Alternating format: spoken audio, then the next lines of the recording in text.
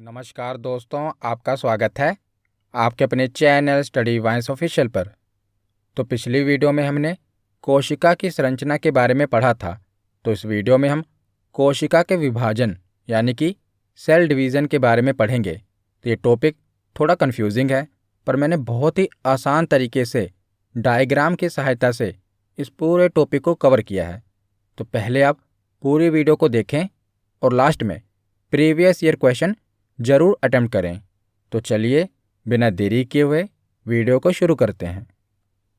तो चलिए वीडियो की शुरुआत करते हैं और कोशिका विभाजन के बारे में पढ़ना शुरू करते हैं।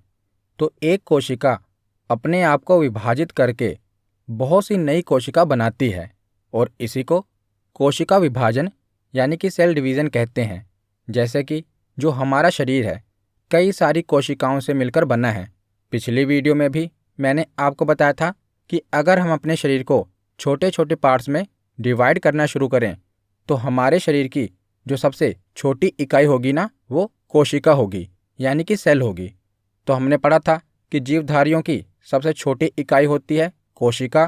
कोशिका के बाद कई सारी कोशिकाओं से मिलकर बनता है टिश्यू यानी कि ऊतक, और कई सारे अंगों से मिलकर बनता है अंगतंत्र यानी कि ऑर्गन सिस्टम, और अंगतंत्र से मिलकर बनता है एक जीव यानी कि हमारा पूरा शरीर। तो सबसे छोटी इकाई क्या है? कोशिका। कोशिका से मिलकर बना ऊतक यानी कि टिश्यू, और टिश्यू से मिलकर बना अंग। जैसे हम पाचन तंत्र में ही ले लें तो छोटी आंत, बड़ी आंत, ये क्या है? अंग है। और अंगों से मिलकर बनता है अंगतंत्र। जैसे कि छोटी आंत, बड़ी आंत, अमाशय, इन सब से मिलकर क्या बनेगा? पाचन तंत्र यानी कि अंगतंत्र, और अंगतंत्र से मिलकर बनेगा एक जीव यानी कि ऑर्गेनिज्म। तो सबसे छोटी इकाई क्या होती है? कोशिका। तो यही कोशिका जब अपने आप को विभाजित करती है और कई सारी नई कोशिकाएं बनाती है तो उसी को कोशिका विभाजन कहते हैं। जैसे आप देख रहे हैं, ये एक कोशिका है और दो कोशिकाओं में विभाजित हो जाती है, तो इसी को क्या कहेंगे? सेल डिवीज़न कहेंगे। तो कोशिका विभाजन जरूरी क्यों है, यानी कि कोशिका विभाजित क्यों होती है, क्यों जरूरी है? तो देखिए, तो कोशिका विभाजन ग्रोथ एंड डेवलपमेंट के लिए जरूरी है, यानी कि वृद्धि और विकास के लिए। हम छोटे से इतने बड़े हुए हैं ना, अगर कोशिका का विभाजन ना होता तो हमारी वृद्धि ही ना हो पाती, हमारी डेवलपमेंट ही ना हो पाती। कोशिका के विभाजन के कारण ही हमारी वृद्धि और विकास हुआ है। और प्रजनन के लिए भी कोशिका का विभाजन होना जरूरी है, यानी कि हमारे जन्म के लिए भी कोशिका का विभाजन जरूरी है। जन्म लेने के बाद हमारी वृद्धि और विकास के लिए भी कोशिका का विभाजन जरूरी है। तो आप समझ ही गए होंगे कि कोशिका विभाजन क्या है और कोशिका विभाजन क्यों जरूरी है। तो उसके बाद देखते हैं, तो कोशिका विभाजन के बारे में सबसे पहले हमें किसने बताया? तो कोशिका विभाजन को सर्वप्रथम 1855 ईस्वी में विर्चाऊ ने देखा था। तो विर्चाऊ ने हमें कोशिका विभाजन के बारे में बताया था, और लैटिन भाषा में इनकी एक स्टेटमेंट है जो कि कई बार पूछी गई है। तो इन्होंने कहा था ओमनी सेलुला ए सेलुला। तो इसका अर्थ क्या होता है? तो इसका अर्थ होता है कि नई कोशिकाएं पहले से ही मौजूद कोशिकाओं से बनती हैं, यानी कि जितनी भी कोशिकाएं बनी हैं ये पहले से ही मौजूद पुरानी कोशिकाओं से ही बनी हैं। यानी कि इन्होंने कोशिका विभाजन के बारे में बताया कि जो भी नई कोशिकाएं बनती हैं ना, ये पुरानी कोशिकाओं से ही बनती हैं। तो इन्होंने कहा था ओमनी सेलुला ए सेलुला। तो ये पूछा भी क्या है कि ये किसकी स्टेटमेंट है? तो ये विर्चाऊ की स्टेटमेंट है। तो हमने ये देख लिया कि जो भी नई कोशिकाएं बनती हैं ये पहले से ही मौजूद कोशिकाओं से बनती हैं। तो जो पहले से मौजूद कोशिका है, जैसे मैं आपको उदाहरण से समझाता हूँ कि ये एक कोशिका है, इसे आगे चलकर दो कोशिकाएं बनी। तो जिस कोशिका से आगे चलकर दो कोशिकाएं बनेगी ना, उस कोशिका को मातृ कोशिका या पेरेंट सेल कहते हैं। इसे मदर सेल भी कहते हैं, याद रखिएगा, ज़्यादातर मदर सेल कहा जाता है। तो मदर सेल से आगे दो कोशिकाओं का निर्माण होगा, और जिन दो कोशिकाओं की उत्पत्ति होगी उन्हें कहा जाएगा डॉटर सेल। तो मदर सेल कौन सी हुई? पुरानी कोशिका। और जिन नई कोशिकाओं का निर्माण होगा उन्हें क्या कहा जाएगा? Daughter cell. हिंदी में कहते हैं संतति कोशिका या पुत्री कोशिका, पर आप इसे इंग्लिश में ही याद रखिएगा, मदर सेल और डॉटर सेल। मदर सेल कौन सी होगी? पुरानी कोशिका। और डॉटर सेल कौन सी होगी? जो नई कोशिकाएं बनती हैं वो डॉटर सेल होंगी। अगर मैं आपको हिंदी में बताऊं तो पुरानी कोशिका को मातृ कोशिका कहेंगे और नई कोशिका को पुत्री कोशिका या संतति कोशिका कहा जाएगा। उसके बाद अब हम आगे चलते हैं। तो जो कोशिका विभाजन होता है ना, यानी कि जो सेल डिवीज़न होता है, ये 3 प्रकार से होता है। पहला प्रकार है असूत्री विभाजन, दूसरा है समसूत्री विभाजन और तीसरा है अर्धसूत्री विभाजन। इंग्लिश में कहें तो माइटोसिस डिवीज़न, माइटोसिस डिवीज़न और मियोसिस डिवीज़न। तो 3 प्रकार से कोशिका का विभाजन होता है। आगे हम इसके बारे में डिटेल में पढ़ेंगे। तो पहले हम देख लेते हैं असूत्री विभाजन क्या होता है। तो असूत्री विभाजन प्रोकैरियोटिक जीवों में होता है।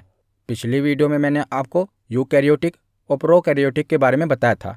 तो प्रोकैरियोटिक ऐसे जीव होते हैं जो अभी अविकसित होते हैं, जैसे कि बैक्टीरिया हो गया, अमीबा हो गया, जो कि एक कोशिकीय जीव होते हैं। तो असूत्री विभाजन प्रोकैरियोटिक जीवों में होता है जो अभी पूर्ण रूप से विकसित नहीं है, जैसे बैक्टीरिया, अमीबा। और जो सूत्री विभाजन या समसूत्री विभाजन होता है, ये कायिक कोशिकाओं में होता है। जैसा जो हमारा शरीर है, हमारी शरीर की जो काया है, ये कायिक कोशिका से बनी होती है। तो समसूत्री विभाजन कायिक कोशिका में होता है। अर्धसूत्री विभाजन जनन कोशिका में होता है। जनन कोशिका जीवन की उत्पत्ति करती है। जैसे कि मेल में कौन सी जनन कोशिका है, स्पर्म यानी कि शुक्राणु है, और फीमेल में कौन सी जनन कोशिका है, ओवम यानी कि अंडाणु है। जब ये दोनों मिलते हैं तभी नए जीवन की उत्पत्ति होती है ना। तो अर्धसूत्री विभाजन किस में होता है? जनन कोशिका में होता है। तो कोशिका के कितने प्रकार हो गए? 3 प्रकार, असूत्री विभाजन, समसूत्री विभाजन और अर्धसूत्री विभाजन। तो सबसे पहले हम असूत्री विभाजन के बारे में पढ़ते हैं। तो असूत्री विभाजन यानी कि अमाइटोसिस डिवीज़न, तो यह विभाजन अविकसित कोशिकाओं में होता है, जैसे कि जीवाणु, नीलहरी शैवाल, अमीबा तथा प्रोटोजोआ। तो जो भी अविकसित जीव होते हैं यानी कि प्रोकैरियोटिक जीव होते हैं, उनकी कोशिकाओं में असूत्री विभाजन होता है। तो इनमें कोशिका का विभाजन कैसे होता है? तो इसमें जो केंद्रक होता है ना, तो केंद्रक क्या है ये मैंने आपको बताया कि कोशिका का अंग होता है। पिछली वीडियो में मैंने कोशिका की पूरी संरचना बताई है। वहाँ पर मैंने आपको बताया था कि जो कोशिका का दिमाग होता है वो केंद्रक होता है। तो असूत्री विभाजन में कोशिका का विभाजन कैसे होता है? तो इसमें जो केंद्रक होता है ना, वो लंबा हो जाता है, यानी कि अपना आकार बढ़ाना शुरू कर देता है जब उसको विभाजित होना होता है। उसके बाद क्या होता है कि सीधा ही यह 2 भागों में विभाजित होकर अलग हो जाता है। जैसा कि आप इस डायग्राम में देख रहे हैं, एक कोशिका है, वो आगे क्या होती है, बढ़ना शुरू कर देती है। उसके बाद क्या होता है कि 2 कोशिका में ये विभाजित हो जाती है। तो इसी को कहते हैं असूत्री विभाजन। इसमें डायरेक्ट ही क्या होता है कि एक कोशिका 2 कोशिकाओं में विभाजित हो जाती है, जिसे असूत्री विभाजन कहते हैं। और यह विभाजन अविकसित कोशिकाओं में देखने को मिलता है। उसके बाद देखते हैं समसूत्री विभाजन। तो समसूत्री विभाजन और अर्धसूत्री विभाजन यही इंपॉर्टेंट है। ज़्यादा प्रश्न इन्हीं दोनों से बनते हैं। असूत्री विभाजन से प्रश्न नहीं बनता। ज़्यादातर प्रश्न माइटोसिस डिवीज़न और मियोसिस डिवीज़न से बनता है। तो समसूत्री विभाजन क्या है? तो समसूत्री विभाजन की प्रक्रिया को जंतु कोशिका में सबसे पहले जर्मनी के जीव वैज्ञानिक वोल्थर फ्लेमिंग ने 1879 में देखा था। तो समसूत्री विभाजन का पता किसने लगाया था? तो वोल्थर फ्लेमिंग ने 1879 में इसका पता लगाया था, और इन्होंने ही सन 1882 में इस प्रक्रिया को माइटोसिस का नाम दिया था, जिसे हिंदी में हम कहते हैं समसूत्री विभाजन। तो यह विभाजन कायिक कोशिका में होता है, यानी कि सोमैटिक सेल में होता है। तो मैंने आपको बताया कि जो हमारा शरीर है, यानी जो हमारी काया है, ये किससे बनी है? तो ये कायिक कोशिका से बनी है। तो इसका कार्य क्या है, यानी कि जो समसूत्री विभाजन होता है ना, इसका कार्य क्या है? तो यह हमारे घाव को भरने का कार्य करता है, और जो कटे फटे अंगों की ये मरम्मत करता है। जैसे मान लो हमारे शरीर में कहीं पर चोट लग गई और वहाँ की 50 कोशिकाएं मर गईं, तो क्या होगा? जो अगल बगल की कोशिकाएं होंगी वो क्या करेंगी? फिर से 50 कोशिकाओं का निर्माण कर देंगी। तो इसी को हम कहेंगे कायिक कोशिका। जो हमारी काया बनी है, कायिक कोशिकाओं से बनी है। तो ये क्या करेंगी? ये जो हमारे शरीर में जहाँ पर चोट लगेगी, कहीं पर घाव हो जाएगा, उसके बाद क्या होता है, धीरे धीरे आप देखते हैं कि वो घाव भरना शुरू हो जाता है, और हमारे शरीर का वो अंग जब घाव पूरी तरह से भर जाता है तो हमारे शरीर का वो हिस्सा फिर से पहले की ही तरह हो जाता है। तो इसी को कहते हैं समसूत्री विभाजन। ये क्या करता है? घाव भरने का कार्य करता है। तो इस प्रक्रिया में क्या होता है? तो इस प्रक्रिया में मातृ कोशिका, मैंने शुरुआत में आपको बताया ना मातृ कोशिका और पुत्री कोशिका के बारे में। तो इस प्रक्रिया में क्या होता है? तो इस प्रक्रिया में मातृ कोशिका यानी कि मदर सेल से 2 पुत्री कोशिकाओं का निर्माण होता है, और प्रत्येक पुत्री कोशिका में जो गुणसूत्र होते हैं ना, गुणसूत्रों की संख्या मातृ कोशिका में उपस्थित गुणसूत्रों की संख्या के बराबर होता है। तो गुणसूत्र तो आपको पता ही होंगे कि मनुष्य की कोशिका में कितने जोड़ी गुणसूत्र होते हैं? 23 जोड़ी गुणसूत्र होते हैं, यानी कि 46 गुणसूत्र पाए जाते हैं। तो गुणसूत्रों का काम क्या होता है? तो ये आनुवंशिक सूचनाओं यानी कि जो जेनेटिक इन्फॉर्मेशन होती है उसको एक पीढ़ी से दूसरी पीढ़ी में संचारित करते हैं। जैसे कोई मनुष्य है तो उसकी जो संतान होगी उसके कितने पैर होंगे? 2 ही पैर होते हैं। परंतु जो घोड़ा होता है और जब घोड़े का बच्चा होगा उसके कितने पैर होंगे? तो 4 पैर होंगे। तो ये कैसे पता चलता है कि 4 ही पैर बनाने हैं या 2 ही पैर बनाने हैं? तो ये गुणसूत्रों से ही पता चलता है, क्योंकि जो जेनेटिक इन्फॉर्मेशन होती है एक पीढ़ी से दूसरी पीढ़ी में किसके द्वारा संचारित होती है? गुणसूत्रों के द्वारा। तो जो समसूत्री विभाजन होता है ना, समसूत्री को ही अगर आप ध्यान से पढ़ेंगे तो सूत्री का मतलब है गुणसूत्र, सम का मतलब है समान। तो इसमें क्या होता है कि जब एक कोशिका से 2 कोशिकाएं बनती हैं तो उनमें समान गुणसूत्र देखने को मिलते हैं। मान लीजिए जैसे आप देखिए जो मदर सेल है उसमें 46 गुणसूत्र हैं, उसके बाद जो उसकी 2 कोशिकाएं बनेगी उनमें भी 46 गुणसूत्र होंगे, यानी कि समान गुणसूत्र होंगे। इसीलिए से समसूत्री विभाजन कहा गया है, जिसमें समान गुणसूत्रों का विभाजन होगा। इसीलिए तो हमारे शरीर में जैसे हमारा जो घुटना है, मान लीजिए हमारे घुटने के ऊपर चोट लग गई और एक घाव हो गया, तो घाव भरने के बाद क्या होगा? जैसे पहले घुटना था ऊपर से वैसे ही दिखाई देगा ना। ऐसा तो है नहीं कि वहाँ से कोई उंगली निकल आएगी, कोई अंगूठा निकल आएगा। तो ऐसा क्यों नहीं हो रहा? क्योंकि वहाँ पर जो अगल बगल की कोशिकाएं होंगी वो नई कोशिकाएं बनाएंगी और गुणसूत्रों की संख्या भी समान होगी, उसमें कोई फेरबदल नहीं होगी। इसीलिए जो भी घाव होगा उसके बाद जब घाव भर जाएगा तो जैसे पहले शरीर था वैसे ही हो जाएगा, वहाँ पर कोई नया अंग निकलना शुरू नहीं हो जाएगा, क्योंकि जो गुणसूत्रों की संख्या होगी वो समान होगी। तो इसी को कहते हैं समसूत्री विभाजन। थोड़ा कन्फ्यूजिंग है पर आशा करता हूँ आपको समझ आया होगा। तो हमने ये तो देख लिया कि समसूत्री विभाजन है क्या। अब हम ये देखते हैं कि समसूत्री विभाजन होता कैसे है। तो समसूत्री विभाजन 2 अवस्थाओं में पूरा होता है। पहली अवस्था है अंतरावस्था, दूसरी अवस्था है सूत्री अवस्था। यानी कि आप समझ लीजिए कि जो समसूत्री विभाजन होता है ना, कोशिका का विभाजन होता है, इसके 2 स्टेप हैं। पहला है इंटरफेज और दूसरा है माइटोसिस फेज। तो इंटरफेज में क्या होता है? तो इसमें कोशिका का विभाजन होना है। तो कोशिका विभाजन की तैयारी किस में होती है? अंतरावस्था में, यानी कि पहले स्टेप में होती है। तो ये सबसे बड़ी अवस्था है, यानी कि कोशिका विभाजन में जितना समय लगता है ना, उसका 95% समय इंटरफेस में ही लग जाता है, यानी कि इसकी तैयारी में ही लग जाता है। जैसे आप देखते हैं शादी वगैरह होती है तो शादी तो एक ही दिन होती है, पर उसकी तैयारी करने में कितना समय लग जाता है। उसी प्रकार जब कोशिका का विभाजन होना होता है ना, तो कोशिका के विभाजन से पहले जो उसकी तैयारी होती है उस तैयारी में बहुत समय लग जाता है, यानी कि 95% टाइम तो केवल उसकी तैयारी में लग जाता है। तो इसको कहते हैं अंतरावस्था। तो उसके बाद अब इसकी तैयारी हो गई, यानी कि कोशिका विभाजन की तैयारी हो गई। तो तैयारी के बाद अब क्या होगा? कोशिका का विभाजन होगा। तो जो सूत्री अवस्था है, यानी कि सेकंड स्टेप में क्या होगा? कोशिका का विभाजन होगा। तो हमने जो पहला प्रकार पढ़ा था असूत्री विभाजन, उसमें हमने देखा था कि जो कोशिका है डायरेक्ट 2 कोशिकाओं में बढ़ जाती है, पर समसूत्री विभाजन में ऐसा नहीं होता। इसमें जो विभाजन होगा ना, पहले केंद्रक का विभाजन होगा, उसके बाद कोशिका का विभाजन होगा। तो जो पूरा सेल है उसमें जो मेन चीज़ है केंद्रक, तो पहले केंद्रक का विभाजन होगा। जब केंद्रक का विभाजन हो जाएगा ना, उसके बाद कोशिका का विभाजन होगा।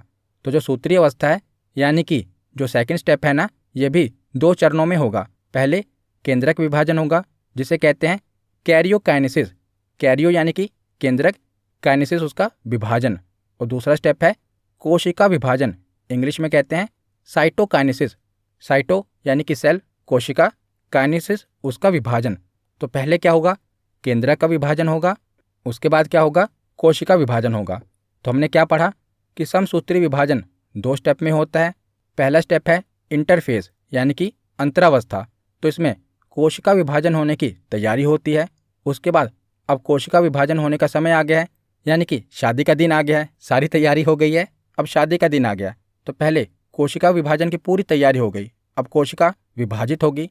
तो कोशिका विभाजित 2 चरणों में होगी। पहले जो उसका केंद्रक है वो विभाजित होगा, केंद्रक विभाजित होने के बाद कोशिका विभाजित होगी। तो जो केंद्रक विभाजित होगा वो आगे मैं आपको बताऊंगा कि केंद्रक कैसे विभाजित होगा। तो मैंने इस टॉपिक को डिटेल में कवर किया है, क्योंकि यहाँ से बहुत से प्रश्न बनते हैं और अक्सर हम इस टॉपिक को छोड़ देते हैं, क्योंकि ये टॉपिक थोड़ा कन्फ्यूजिंग है और हमें समझ नहीं आता तो हम इसको छोड़ देते हैं। पर यहाँ से एग्जाम में बहुत से प्रश्न बनते हैं। तो हमने क्या देखा कि सूत्री अवस्था में पहले केंद्रक का विभाजन होगा, उसके बाद कोशिका का विभाजन होगा।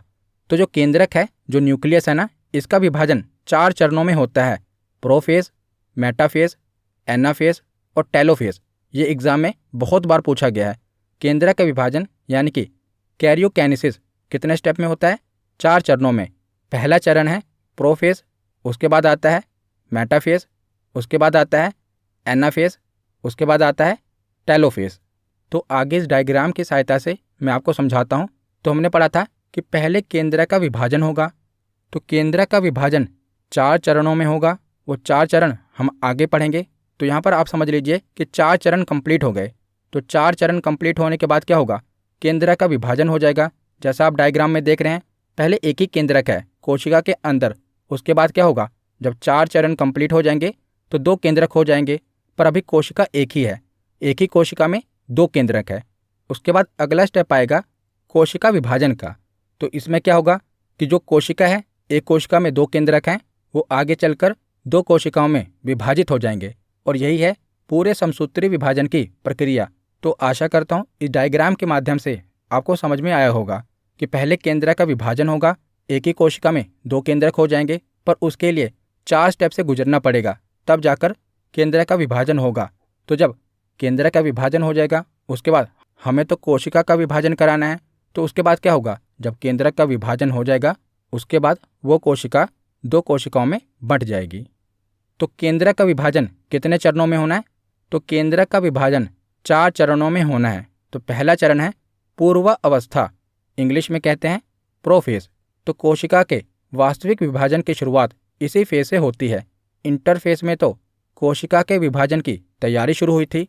प्रोफेज में क्या होगा कि वास्तविक कोशिका विभाजन की शुरुआत होगी।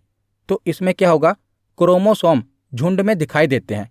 क्रोमोसोम यानी कि गुणसूत्र आप देख रहे हैं इस डायग्राम में, ये कोशिका है। इसमें क्या होगा कि जो गुणसूत्र है ना, वो झुंड में दिखाई देते हैं।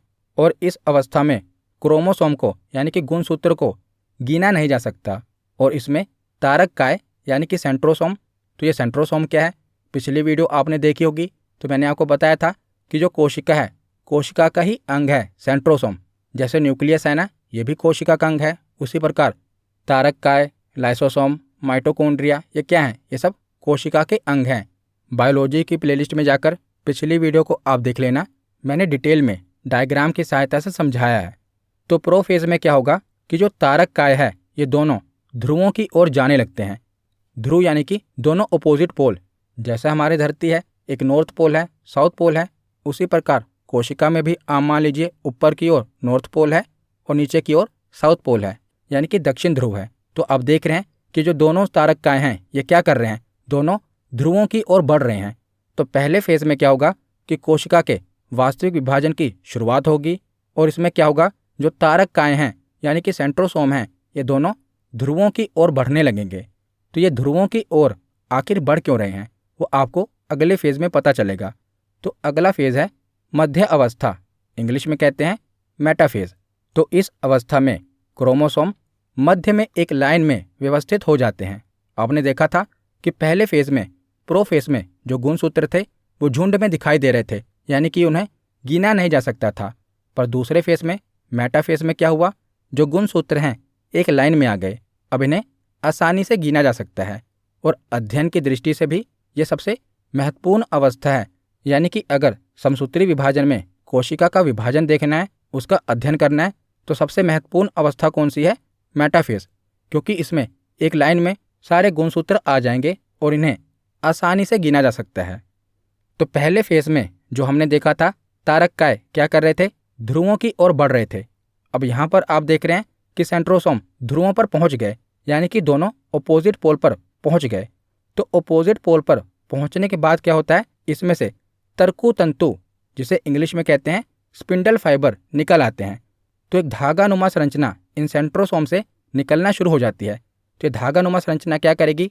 इन गुणसूत्रों को पकड़कर अपनी ओर खींचेगी। यानी कि यहाँ पर हम देख रहे हैं ना कि केंद्र का विभाजन करना है, तो क्या होगा कि सेंट्रोसोम से एक धागानुमा संरचना निकलेगी, नॉर्थ पोल से भी और साउथ पोल से भी, और दोनों गुणसूत्रों को अपनी ओर खींचेंगे। आखिरी स्टेप में हम देखेंगे कि दोनों खींचने में कामयाब हो जाएंगे और केंद्र का विभाजन कर देंगे। तो केंद्र के विभाजन का दूसरा स्टेप क्या है? मेटाफेज।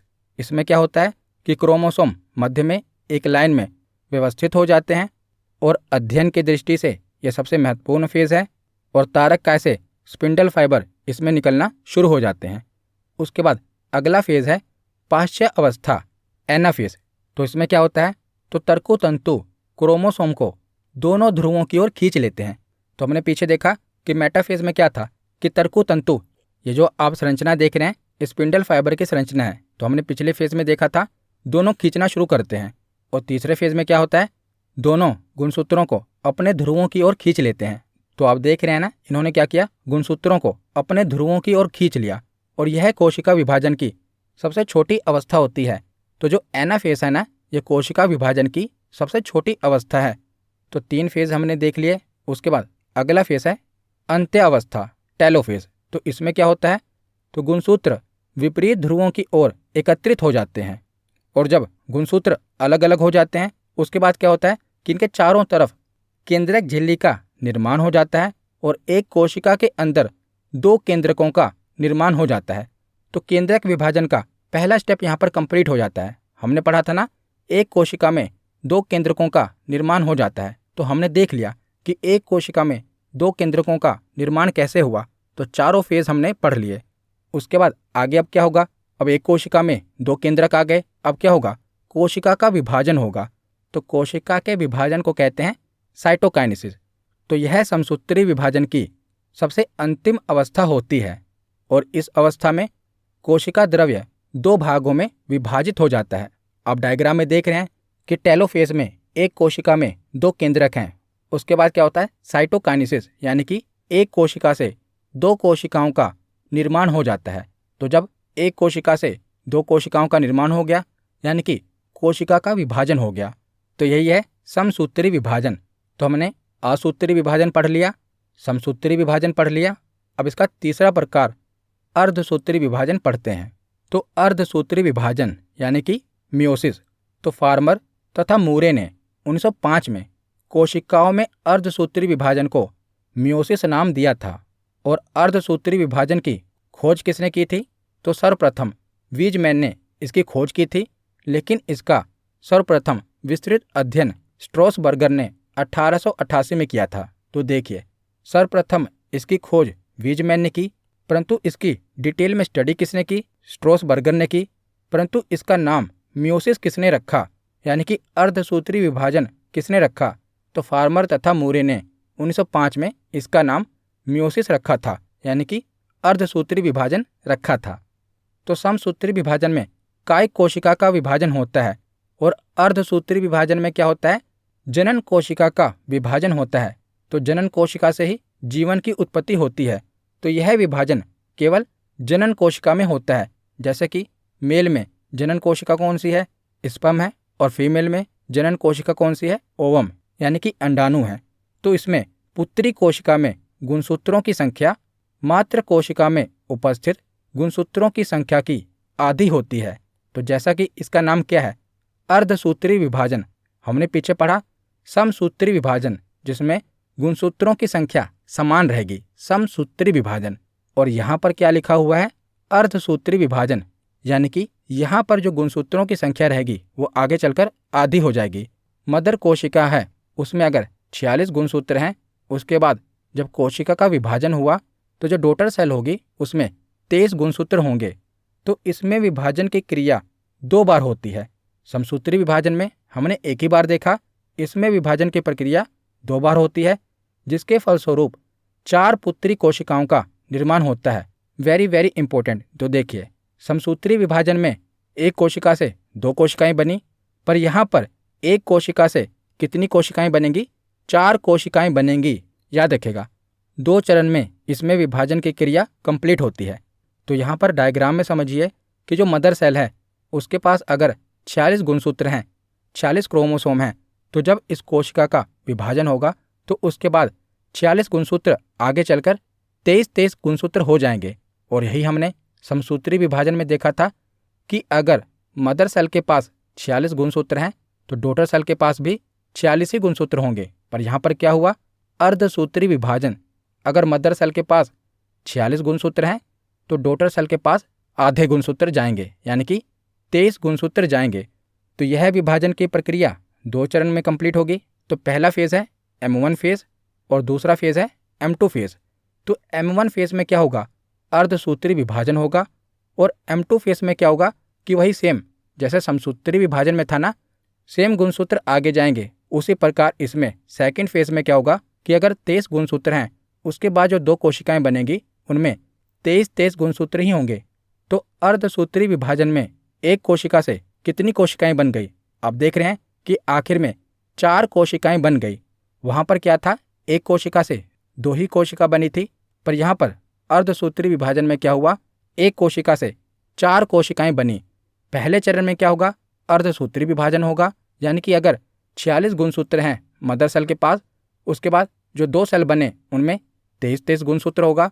और ये 2 सेल आगे चलकर 2 और सेल बनाएंगे और उनमें जो गुणसूत्रों की संख्या होगी वो समान होगी। तो जो सेकेंड फेज है ना, ये सेम समसूत्री विभाजन की तरह है।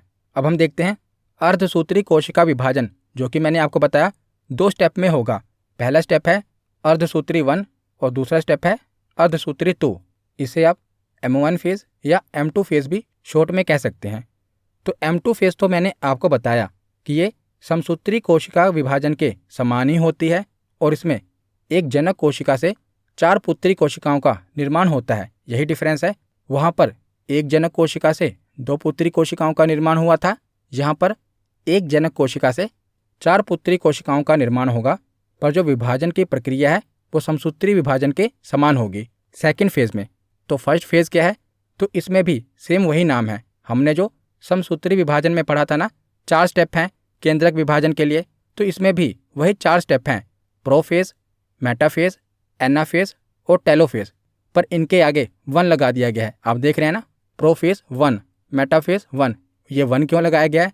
क्योंकि समसूत्री विभाजन में भी हमने प्रोफेज, मेटाफेज यही पढ़ा था, तो उन्हें डिफ्रेंशिएट करने के लिए यहाँ पर 1 लगाया गया है। तो प्रोफेज 1, मेटाफेज 1, एनाफेज 1 और टेलोफेज 1, ये किसके फेज हैं? तो ये अर्धसूत्री विभाजन के फेज हैं। तो जो मेटाफेज 1 है, एनाफेज 1 है, टेलोफेज 1 है ना, ये सेम समसूत्री विभाजन के तरह ही है। जैसे मैंने आपको पीछे डायग्राम में बताया था ना, सेम वैसे ही होगा। तो इसे हम नहीं पढ़ेंगे और एग्जाम में यहाँ से प्रश्न भी नहीं पूछे जाते। यहाँ से प्रश्न कहाँ से पूछे जाते हैं?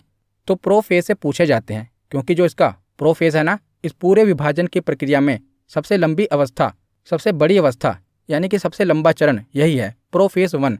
बाकी का जो मेटाफेज है, एनाफेज है और टेलोफेज है, वो ठीक उसी तरह है जैसे हमने समसूत्री विभाजन में पढ़ा था। परंतु जो प्रोफेज 1 है ना, ये अलग है और यहीं से प्रश्न भी पूछे जाते हैं। तो हम प्रोफेज 1 के बारे में पढ़ते हैं। तो जो अर्धसूत्री कोशिका विभाजन का प्रोफेज है ना, ये वाली अवस्था 5 स्टेप से होकर गुजरती है। लेप्टोटीन, जाइगोटीन, पैकिटीन, डिप्लोटीन और डाइकाइनेसिस। तो इसका इंग्लिश में नेम और हिंदी में नेम सेम ही है, तो आपको इंग्लिश में ही याद करना पड़ेगा। लेप्टोटीन, जाइगोटीन, पैचिटीन, डाइपोटीन और डाइकाइनेसिस, ये इसका प्रोफेज 1 है। तो ज़्यादातर आप यूट्यूब पर देखेंगे ना, तो ये नहीं पढ़ाया जाता, क्योंकि ये थोड़ा कन्फ्यूजिंग है।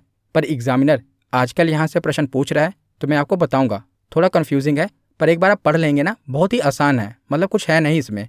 प्रोफेज 1 में क्या है? 5 स्टेप हैं, लेप्टोटीन, जाइगोटीन, पैकिटीन, डिप्लोटीन और डाइकाइनेसिस। तो एक एक करके हम इन 5 स्टेप के बारे में पढ़ते हैं। तो सबसे पहले क्या होगा? लेप्टोटीन।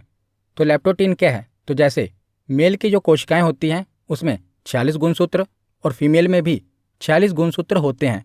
तो जब उनकी संतान होती है ना, तो उसकी कोशिकाओं में भी 46 ही गुणसूत्र होते हैं, परंतु वो उसको अपनी माता से और पिता दोनों से गुणसूत्र मिलते हैं। तो दोनों से उसे आधे आधे गुणसूत्र मिलते हैं, यानी कि माता से भी 23 गुणसूत्र और पिता से भी 23 गुणसूत्र ही मिलते हैं। तो ये हम जनन कोशिका का विभाजन पढ़ रहे हैं। तो लेप्टोटीन में क्या होता है कि इस अवस्था में गुणसूत्र उलझे हुए पतले धागे की तरह दिखाई देते हैं। तो जो उसे माता से गुणसूत्र मिले और पिता से गुणसूत्र मिले, वो इस स्टेप में अभी उलझे हुए दिखाई देते हैं। तो देखिए, लेप्टोटीन एक अवस्था है जिसमें जो गुणसूत्र हैं जो आप देख रहे हैं, ये पिंक वाले मान लीजिए कि मदर से मिले हैं, और जो ग्रीन कलर के गुणसूत्र हैं या मान लीजिए कि पिता से मिले हैं। तो अभी आप देख रहे हैं कि उलझे हुए पतले धागे की तरह दिखाई पड़ रहे हैं, और इन्हीं को क्या कहा जाएगा, तो क्रोमोनिमेटा कहते हैं। इंग्लिश में इन्हें क्रोमोसोम कहते हैं ना। तो जब ये उलझे हुए पतले धागे की तरह दिखाई देते हैं तो इन्हें क्रोमोनिमेटा कहते हैं। तो लेप्टोटीन के बाद क्या होगा, जाइगोटीन, यानी कि समजात गुणसूत्र जोड़े बना लेते हैं, जिसे सिनेप्सिस कहते हैं। तो पहले फेज में क्या था, जो गुणसूत्र थे, माता पिता के गुणसूत्र थे, वो लिपटे हुए थे, झुंड में थे, इसीलिए उसे लेप्टोटीन कहते हैं। जाइगोटीन में क्या हुआ कि इन्होंने अब जोड़े बनाने शुरू कर दिए, यानी कि जो मेल से गुणसूत्र मिला है और जो फीमेल से गुणसूत्र मिला है, अब ये दोनों करीब आ गए हैं, जोड़े बना रहे हैं। आप देख रहे हैं यहाँ पर पहले फेज में लेप्टोटीन में अलग अलग थे, और जाइगोटीन में क्या हुआ, आप देख रहे हैं कि जो मेल का गुणसूत्र है और फीमेल से मिला गुणसूत्र है, अब ये क्या बना रहे हैं, जोड़े बना लेते हैं। और जो ये जोड़ा बना लेते हैं इसे सिनेप्सिस कहते हैं। तो कई बार एग्जाम में ये क्वेश्चन पूछा गया है, और अक्सर स्टूडेंट इसे छोड़ देते हैं क्योंकि वो पढ़कर नहीं जाते। तो वहाँ पर यह पूछा जाता है कि सिनेप्सिस किस अवस्था में पूरा होता है। तो जाइगोटीन अवस्था में सिनेप्सिस पूरा होता है। सिनेप्सिस यानी कि जब गुणसूत्र जोड़े बना लेते हैं। तो पहले हमने पढ़ा लेप्टोटीन, जिसमें जो गुणसूत्र हैं वो लिपटे हुए हैं। उसके बाद हमने पढ़ा जाइगोटीन, जिसमें क्या हुआ, इन्होंने जोड़ा बनाना शुरू कर दिया। उसके बाद होगा पैकेटीन।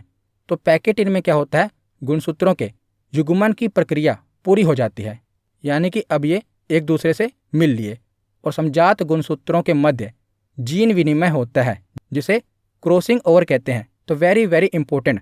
तो जो भी बच्चे में विविधता पाई जाती है, जो भी जेनेटिक इन्फॉर्मेशन उसे मिलती है, तो यहीं पर क्रॉसिंग ओवर होता है, यानी कि जो पिता का गुणसूत्र है और माता का गुणसूत्र है, ये क्रॉसिंग ओवर करते हैं। यहीं पर गुणसूत्रों के मध्य जीन विनिमय होता है, जेनेटिक इन्फॉर्मेशन एक्सचेंज होती है। तो जीन विनिमय द्वारा सजातीय गुणसूत्रों में आनुवांशिक यानी कि जेनेटिक सामग्री का विनिमय होता है, जिससे आनुवांशिक विविधता बढ़ती है। तो बच्चे में कुछ माता के गुण मिलेंगे, कुछ पिता के गुण मिलेंगे, यानी कि उसमें आनुवांशिक विविधता देखने को मिलेगी। तो जो जेनेटिक एक्सचेंज होता है ये पैकेटीन वाली अवस्था में होता है, इसीलिए इसे क्रॉसिंग ओवर कहते हैं। तो ये पूछा गया है कि क्रॉसिंग ओवर किस अवस्था को कहा जाता है, तो पैकेटीन अवस्था को कहा जाता है। उसके बाद आगे क्या है, डिप्लोटीन। तो अब दोनों गुणसूत्र मिल लिए, जीन भी एक्सचेंज हो गए। अब उसके बाद क्या होगा कि समजात गुणसूत्र अब अलग होना शुरू होंगे, क्योंकि आगे चलकर कोशिका का विभाजन होना है ना। तो अब क्या होगा, समजात गुणसूत्र अलग होने लगते हैं डिप्लोटीन में। उसके बाद आता है डाइकाइनोसिस, डाई यानी कि दो। तो यहाँ पर क्या होगा, समजात गुणसूत्र अलग अलग हो जाते हैं तथा तर्कु तंतु निर्माण होना शुरू हो जाता है। तो समसूत्री विभाजन में हमने पढ़ा था ना कि जब जो सेंट्रोसोम है दोनों ध्रुवों की ओर बढ़ जाते हैं, उसके बाद क्या होता है, तर्कु तंतु बन जाते हैं। तो यहाँ पर इस स्टेप पर आकर क्या होता है, तर्कु तंतु बनना शुरू हो जाते हैं। तो यहाँ पर प्रोफेज खत्म हो जाएगा, तर्कु तंतु बन जाएंगे। तो अब आगे मेटाफेज आएगा, एनाफेज आएगा और टेलोफेज आएगा। अब ठीक उसी तरह जो हमने समसूत्री विभाजन में पढ़ा था ना, तर्कु तंतु बन जाएंगे दोनों। उसके बाद क्या होगा, गुणसूत्रों को ध्रुवों की ओर खींचेंगे। उसके बाद गुणसूत्र अलग अलग हो जाएंगे, कोशिका का विभाजन हो जाएगा। ठीक उसी तरह जो हमने समसूत्री विभाजन में पढ़ा था, अब वही प्रक्रिया दोहराई जाएगी। पर जो पहला फेज था ना, प्रोफेज 1, इसी में डिफरेंस था, वो मैंने आपको डायग्राम की सहायता से समझा दिया, और आशा करता हूँ आपको समझ में आया होगा। तो आखिर में एक बार हम समसूत्री विभाजन और अर्धसूत्री विभाजन में अंतर क्या है वो देख लेते हैं। तो जो समसूत्री विभाजन है, यह विभाजन कायिक कोशिका में होता है, सोमैटिक सेल में होता है। और जो अर्धसूत्री विभाजन है, यह विभाजन जनन कोशिकाओं में होता है। समसूत्री विभाजन में कम समय लगता है, परंतु अर्धसूत्री विभाजन में अधिक समय लगता है। हमने देखा कि जो इसका प्रोफेस 1 ही है ना, वो कितना लंबा चला, तो इस विभाजन में अधिक समय लगता है। समसूत्री विभाजन के द्वारा एक कोशिका से 2 कोशिकाएं बनती है, परंतु अर्धसूत्री विभाजन के द्वारा एक कोशिका से 4 कोशिकाओं का निर्माण होता है। तो जो ये अंतर है इसे ध्यान से सुन लीजिए। तो समसूत्री विभाजन में एक कोशिका से 2 कोशिकाएं बनती हैं, परंतु अर्धसूत्री विभाजन में एक कोशिका से 4 कोशिकाओं का निर्माण होता है।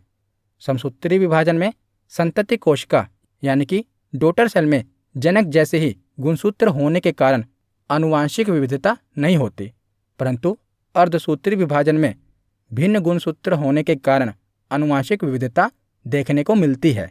और समसूत्री विभाजन में गुणसूत्रों के आनुवंशिक पदार्थों में आदान प्रदान नहीं होता, यहाँ पर क्रॉसिंग ओवर नहीं होता। परंतु अर्धसूत्री विभाजन में हमने देखा कि यहाँ पर गुणसूत्रों के आनुवंशिक पदार्थों में आदान प्रदान यानी कि क्रॉसिंग ओवर होता है। तो समसूत्री विभाजन में क्रॉसिंग ओवर नहीं होता और अर्धसूत्री विभाजन में क्रॉसिंग ओवर होता है। तो यहाँ पर हमारा थ्योरी सेक्शन कंप्लीट होता है। अब हम प्रीवियस ईयर क्वेश्चन देखते हैं। तो पहला प्रश्न है कि शरीर में लगी चोट की मरम्मत के लिए किस प्रकार के सेल विभाजन का प्रयोग किया जाता है। तो घाव को भरने के लिए किस प्रकार के सेल विभाजन का प्रयोग होता है। तो इसका सही जवाब होगा केवल समसूत्री विभाजन का। ऑप्शन ए इसका सही जवाब है। अगला प्रश्न है कि अर्धसूत्री विभाजन के दौरान सिनेप्सिस कब होता है। तो अर्धसूत्री विभाजन के दौरान जब दोनों गुणसूत्र मिलते हैं उसे हमने कहा था ना सिनेप्सिस, तो यह प्रक्रिया कब होती है। तो जाइगोटिन। तो इसका सही जवाब है ऑप्शन ए जाइगोटिन के दौरान। अगला प्रश्न है कि गुणसूत्र किसके दौरान अलग होते हैं। तो प्रोफेज, एनाफेज, मेटाफेज या टेलोफेज। तो किसके दौरान गुणसूत्र अलग होते हैं। तो हमने पढ़ा था एनाफेज के दौरान। एनाफेज के दौरान क्या होता है कि जो तारक क्या होते हैं, सेंट्रोसोम होते हैं, वो गुणसूत्रों को ध्रुवों की ओर खींच लेते हैं। तो इसका सही जवाब होगा एनाफेज। ऑप्शन बी इसका सही जवाब है। अगला प्रश्न है क्रॉसिंग ओवर डैश के दौरान होता है। तो क्रॉसिंग ओवर अर्धसूत्री विभाजन में हमें देखने को मिलता है और ये किसके दौरान होता है। तो ये पैकेटीन के दौरान होता है। तो इसका सही जवाब क्या होगा। Option B. अगला प्रश्न है कि निम्नलिखित में से कौन सा चरण कोशिका चक्र में शामिल 95% समय पर कब्जा कर लेता है। तो हमने पढ़ा था समसूत्री विभाजन में कि 95% समय किस में लग जाता है, कोशिका विभाजन की तैयारी में लग जाता है। और ये कौन सा फेज़ है। तो इंटरफेज। इसका सही जवाब है ऑप्शन ए। अगला प्रश्न है कि न्यूनीकरण विभाजन की पूर्व अवस्था में कई चरण होते हैं।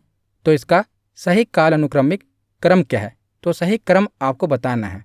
तो सबसे पहले आएगा लेप्टोटीन, उसके बाद आएगा जाइगोटीन, उसके बाद पैकेटीन, डिप्लोटीन और आखिर में आएगा डाइकाइनेसिस। तो इसका सही जवाब क्या होगा।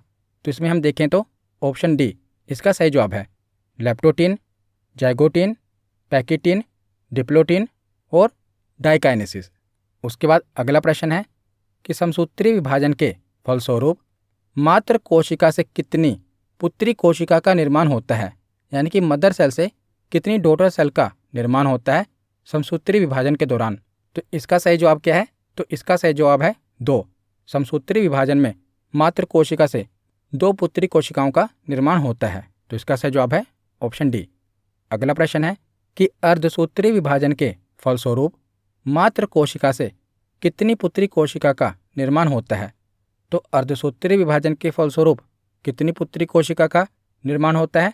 तो इसका सही जवाब है ऑप्शन सी 4 पुत्री कोशिका का निर्माण होता है। एक सेल से कितने सेल बनते हैं, 4 सेल। उसके बाद है अर्धसूत्री विभाजन होता है। तो अर्धसूत्री विभाजन हमें कहाँ देखने को मिलता है। तो अर्धसूत्री विभाजन जनन कोशिका में देखने को मिलता है। तो इसका सही जवाब है ऑप्शन बी।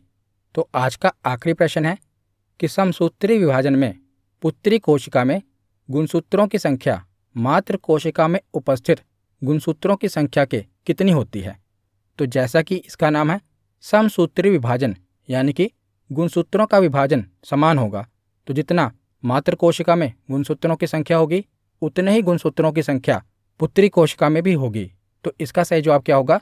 तो ऑप्शन ए बराबर होती है, यानी कि मातृ कोशिका में गुणसूत्रों की संख्या और पुत्री कोशिका में गुणसूत्रों की संख्या बराबर होती है। तो आज की वीडियो यहीं पर ख़त्म होती है।